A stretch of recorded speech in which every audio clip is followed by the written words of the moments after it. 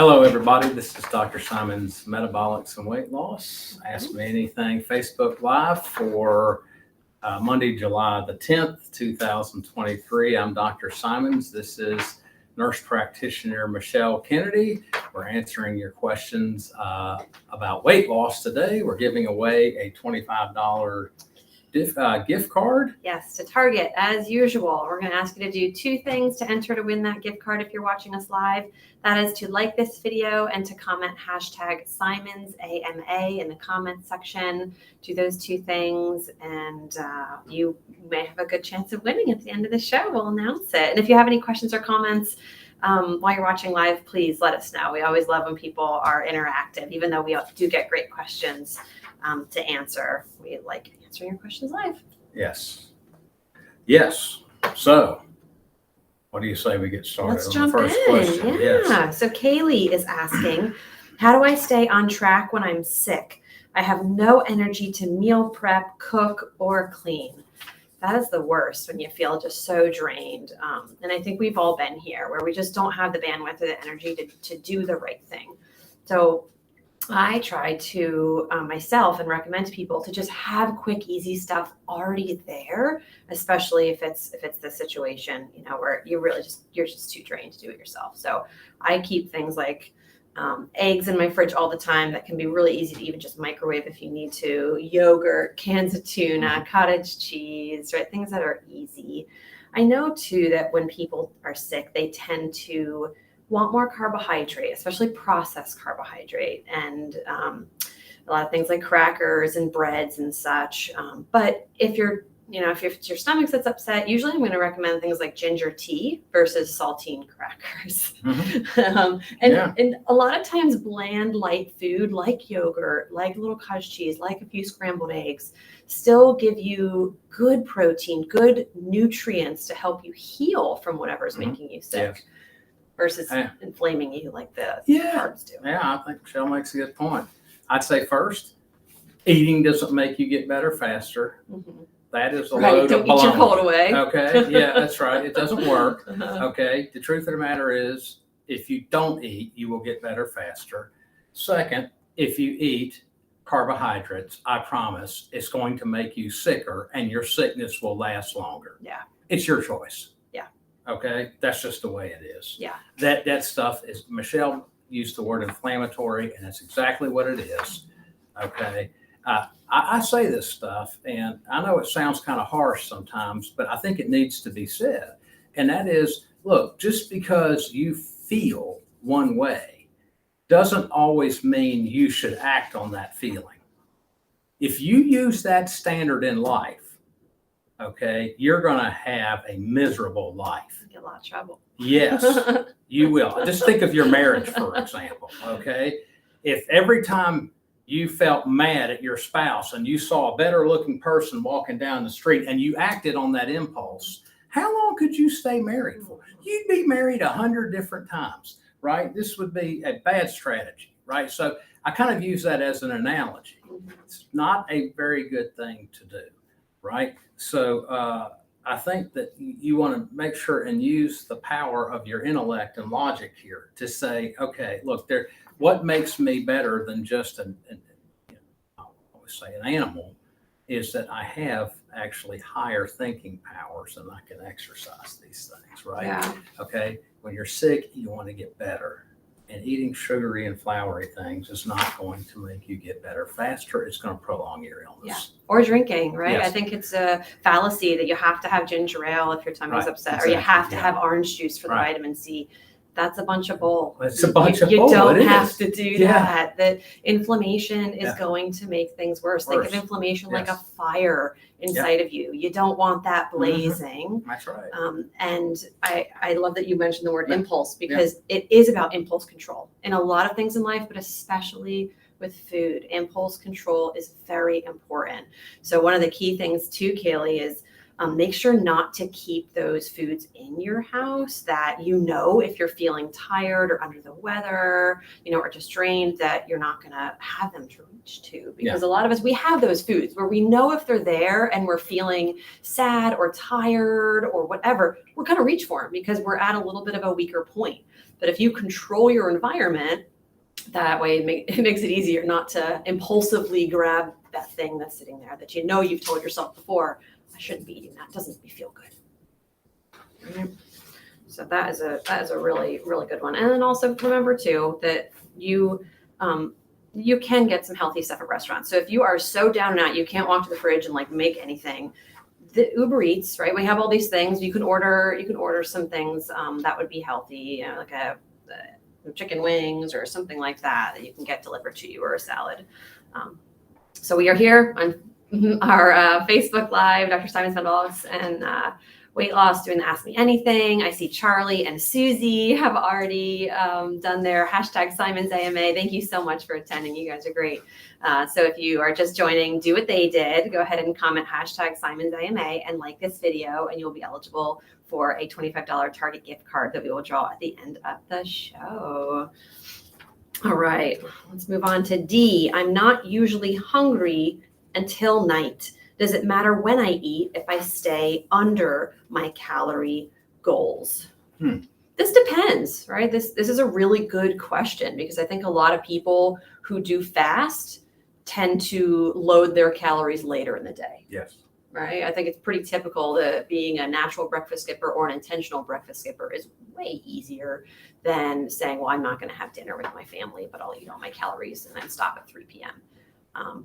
Physiologically, is there a better way? Again, I think it depends on the person. I think there is some evidence that does show eating really late is not great for you, right? When the sun goes down, we probably shouldn't continue to eat. Plus, how many of us are eating broccoli after the sun goes down?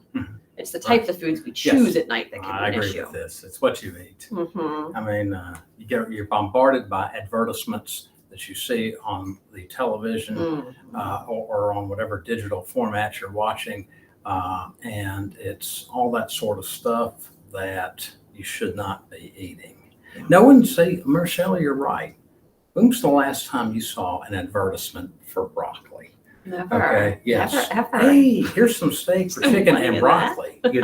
That's not what people. A lot of that stuff, by the way. There's a lot of psychological programming. It's taking place over your lifetime. Yeah. And you think, well, we eat in the evening, we kind of do these things in the evening. And so you're just kind of programmed this way.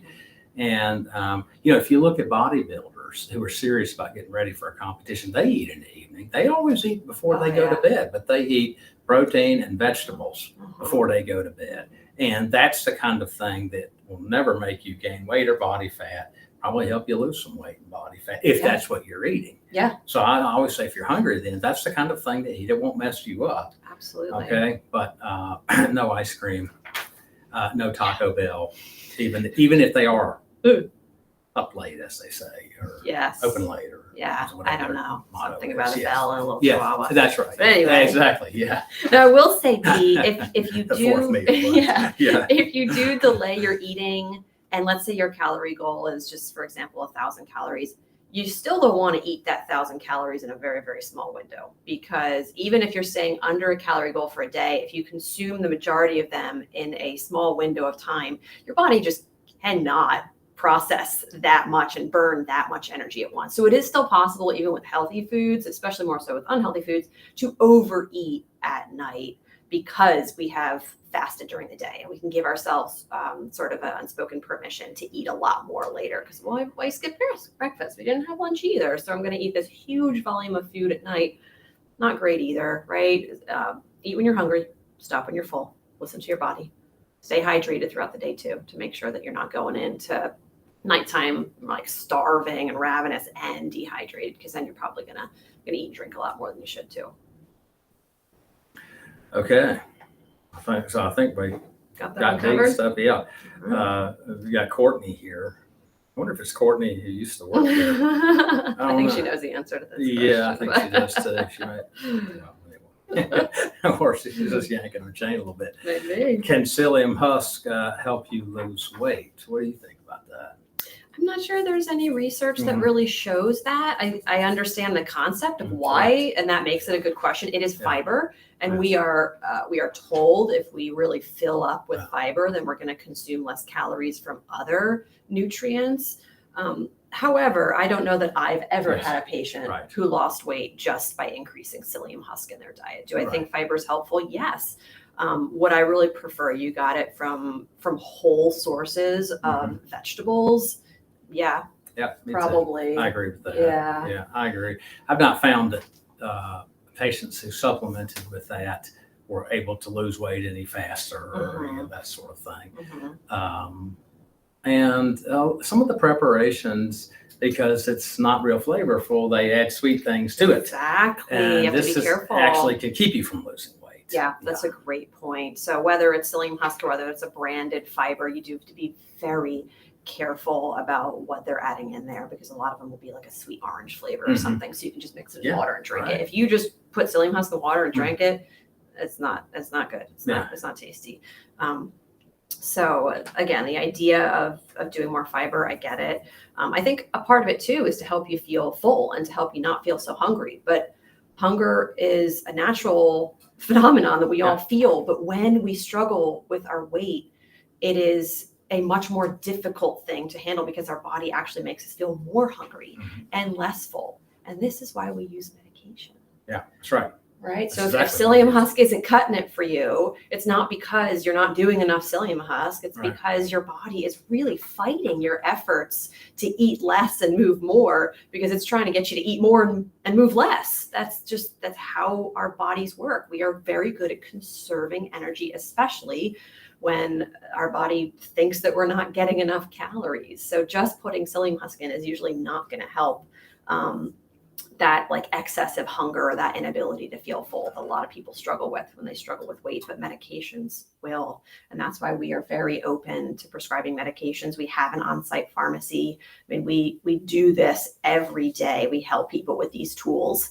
In addition, of course, to the nutritional and behavioral and physical movement, but medication is a really important tool. So don't be afraid to give us a call and get in for an appointment if you feel like you've tried the fiber thing and it's not cutting it, because that's what we do here, and we are here to help. And we also prescribe the newer medications that you're seeing a lot all over social media and news coverage is what we prescribe, everything that is approved or even used off-label for weight loss. Yeah, this is nothing new. Michelle and I, we kind of laugh when people talk about these newer things.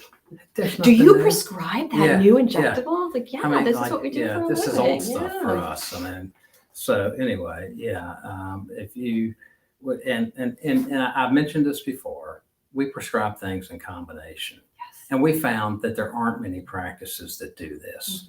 And I'm just going to say it outright. If someone just prescribes, if you are having a problem, in most cases, one thing is not going to do it for you. It's just not. Okay. And if some place is telling you that, here, try this one thing and it's a newer thing and this is the answer to your problem, it's junior league. That's junior league, man. That's little league stuff. We're major league. Okay. That's just the way it is. I'm just telling you the way it is. Okay. Like we've treated thousands of patients. I know exactly what I'm talking about. Okay. And when you get to the tougher cases, require combination drug therapy, 2, 3, and 4 agents that work by different mechanisms. We do this all the time. This is our specialty.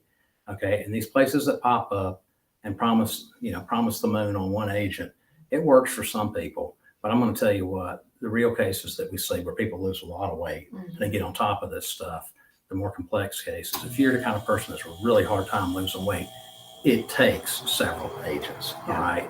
And that's what we do here. And I'll toot our horn. We're really good at it. Yeah. I agree. Yeah. I agree. Well said. Yeah. Yes. So we're going to move on to Carl. I've heard sleep is important to weight loss, but I have trouble sleeping and usually sleep 3 to 5 hours a night. How can I get better sleep? I think we've talked about this. I think we have blogs on our website about it as well. Sleep is very important to weight loss. I'd be curious if you were sitting in front of me, Carl, to ask, do you feel rested, right? Yeah. Do you feel like there's an issue with Great your sleep? question. Like, do you wake up feeling ready for the day and able to conquer it? Or are you dragging and just like trying to get to the bed again, whether for a nap or whatever, because that does make a difference. It really does. While it is a little bit rare, there are individuals who can sleep less and be okay. That's correct. If you're getting, if you get into REM sleep quickly, you don't need a lot of that to lose weight. Okay. So conversely, you can sleep 8 hours and not get much REM sleep and have a hard time losing weight. So the other thing to consider, if you're overweight and needing to lose weight, is you might have sleep apnea, and this keeps you from sleeping, and it'll also get in the way of you losing weight. And the way you diagnose that is with a sleep study, and your insurance will pay for it. Almost all of them do, and your family doctor can order it for you.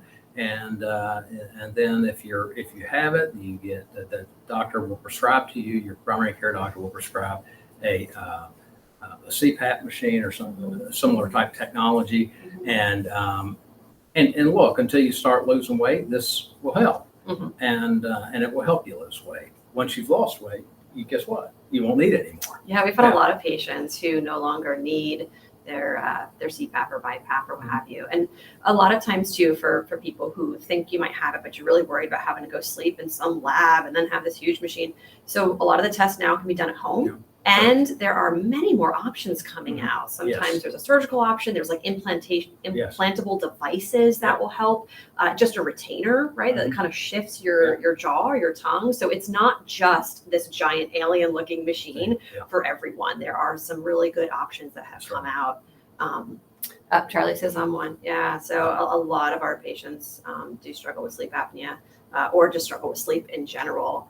Now, if you are looking for, maybe it's not sleep apnea, you're just looking for some more natural ways, it is a very good idea to do things like getting sunlight in your eyes early in the morning. So right when you wake up, making sure you're exposed to light, that sets our circadian rhythm.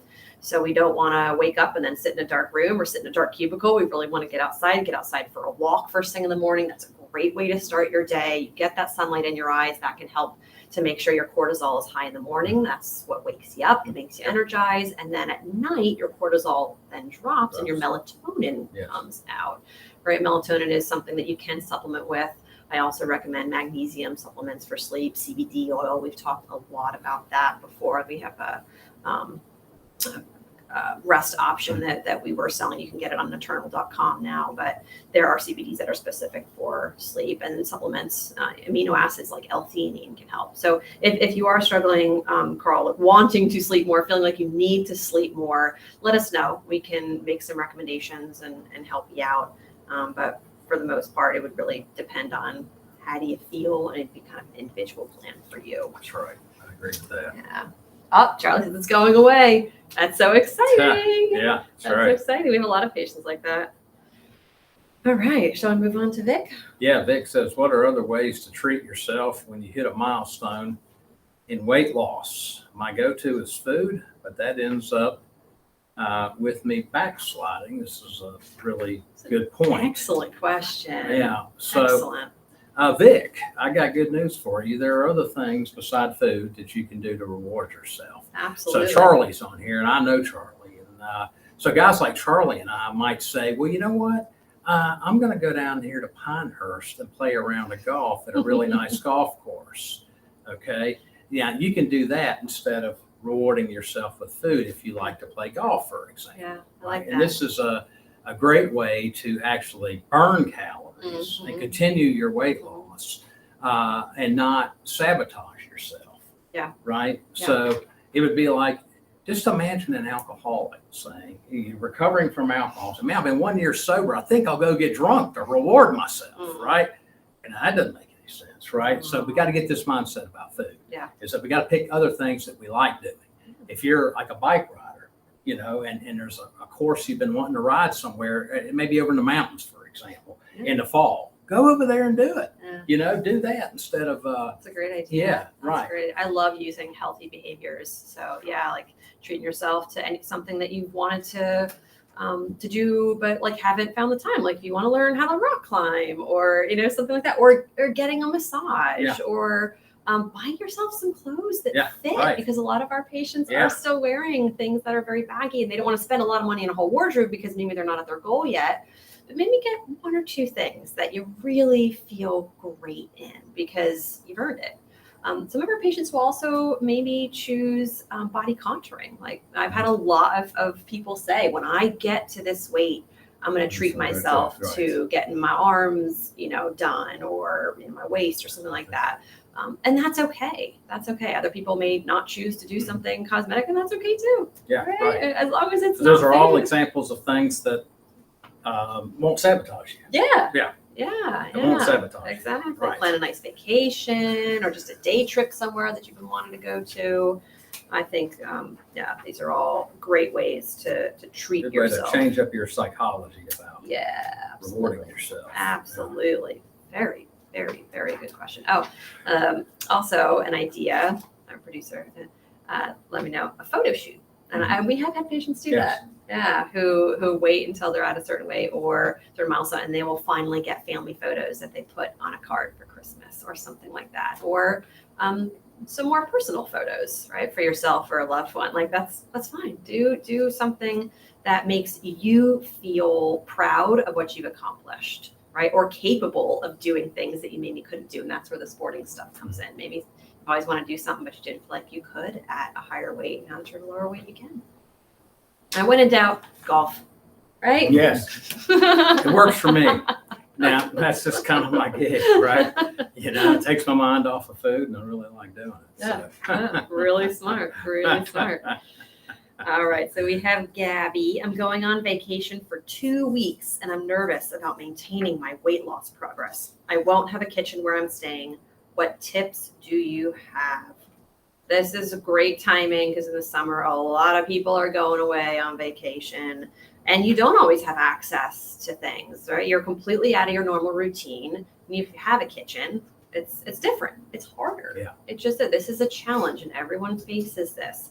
So I love that you're planning. That's step 1, is recognizing that things are going to be different. So I need to plan. I need to have some thoughts in place. So I'll say a lot of our patients will bring some stuff, not all of their meals, but especially for travel days, if you're not going to fast, which is always easy in the airport, you could bring like boiled eggs, protein bars, protein shakes, nuts. And I know you can't walk through with a shake through the security, but you can put powder in the bottom of a container, and then they have those wonderful bottle filler stations all over for water. You can just fill it up, shake it up, drink it.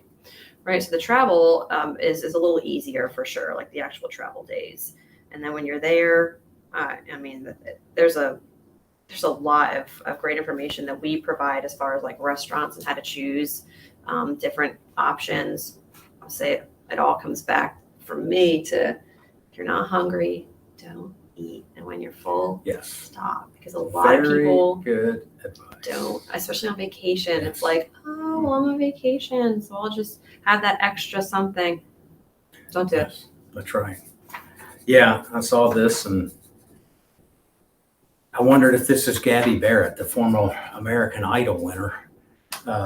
Probably not. Who knows? I've seen Gabby Barrett, and I met her father, and he's a really nice guy, and just a regular all-American family from West Virginia. And he's got several children, and Gabby turned out to be this fantastic singer. And I saw her in concert when she was 6 months pregnant.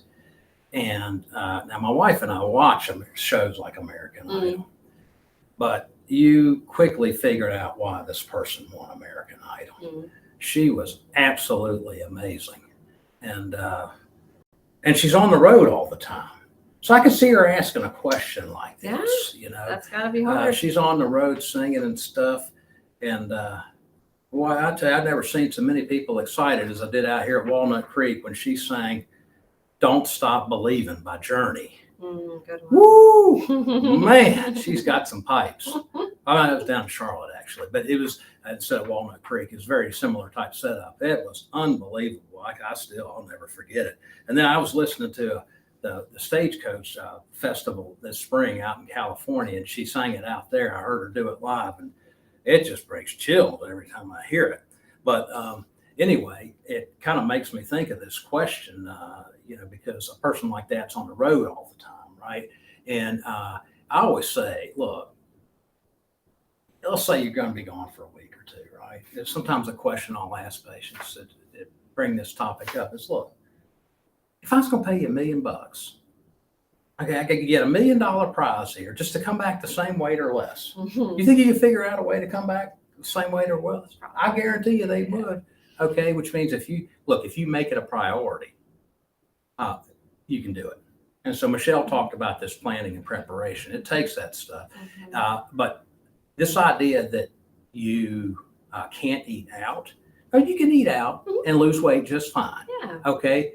But you have to be disciplined about how you do it. Yeah. And that means planning ahead of time and saying, okay, this is the kind of place we're going to go to. Maybe scout out the menu. This is what I'll get. And you stick to your guns. Okay. Michelle and I, how many times have we been to conferences and stuff where we do this sort of thing, right? And we're in other towns and we don't have kitchens in the room and all that sort of thing. And we go out to eat. But if you looked at our plates, we got protein and vegetables on there. We're telling them hold the bread and starch and stuff. We're not drinking all these sweet drinks or eating a bunch of desserts or all that sort of thing. Usually I just order an appetizer. Yeah. Entrees are just... They're huge. Right. It's more than what we need, right? So... so when Anna, my wife, goes with me, we just split a plate, so right, if we get a steak, we just cut it in half and then we go with them. We just have them. I tell them just hold the starch, bring double on the vegetables, and we split the vegetables and half the steak, and if the salad comes with it, well, we just buy an extra salad, salad for each other and that, so those are practical ways to be successful when you're on the road, right? Yeah, and bring your medication. A lot of people do make a decision that, well, if I'm going to be eating anyway, I might as well not waste my pills. It is not wasteful. Correct. Stay on your medication because at least you will eat less of something if you're indulging. Correct. Yeah, your portion control will be a whole lot better. And watch the sugary beverages, right? A lot of us, when we go on vacation too, we could be drinking things that are out of the ordinary or more of them. So sugary mixers and cocktails, stay away from, right? Really, really heavy beers, maybe enjoy one, that's it, right? If you can tolerate that many carbohydrate and how filling that is. But the planning really is key, and budgeting too. I mean, indulgences do happen. Yes. It is vacation, right? We do understand that, but you don't want to blow it at breakfast, blow it at lunch, blow it at dinner, and then have dessert and cocktails, right? Pick something that you're going to really indulge in that day and enjoy it, but don't overindulge, right? Yeah. Don't just because everybody else is doing it. 3/4 of Americans are overweight or obese. So if you're just going to say, well, I'm going to do the same thing they're doing, guess what you're going to be? Yeah. Right? You're just doing the overweight or obese thing, right? You got to choose to do something different. Yeah. Okay. And that's okay. Just be that person. Yeah. It's all right. So like Michelle says, you don't have to just go with what everyone else is doing just because it's vacation. They're all doing it, right? Yeah. Be a minimalist about this stuff, right? It's okay. Yeah. Yeah. Totally agree. Good question. These were really good questions today. Thank you so much for everyone who submitted. Sherry, yes, please give us a call, Sherry. So we have a winner of our Target gift card. It is Susie. Thank you so much for attending live. If you're watching this recorded, make sure to join us in 2 weeks because we will be doing this again. And Susie, look out for an email for that gift card, okay? Yes. Okay. That's it. We'll see you in 2 weeks, everybody.